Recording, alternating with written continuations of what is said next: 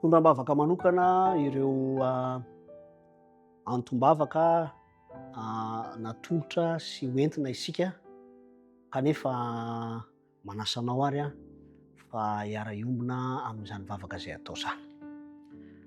Saotra anao izay tompo satria mbola raisinay tombontsoa hatrany ny miombona ao anatin'izao fifampitondranam-bavaka izao.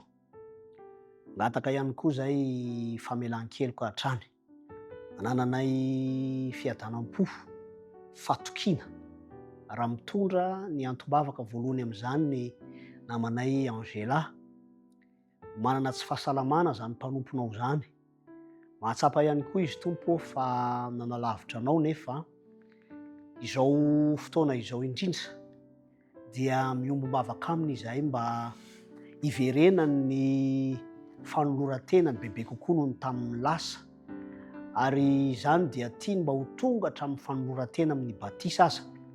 Ho aminy sy mahatoky izay tompo fa ianao izay efa nandrindra sy nandamina ny fiainany hitarika azy ho amin'ny fanoloran-tena feno, dia ianao koa no anasitrana izany mpanomponao izany hananany fitomboana fatokiananao hatrany hatrany.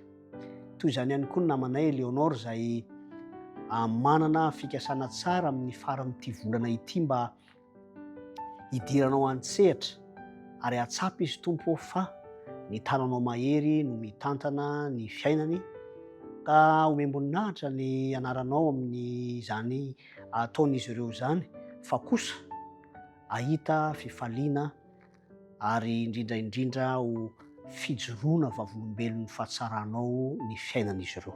Tsonoana ny vavaka amin'ny anaran'i Jesoa Kristy. Amen.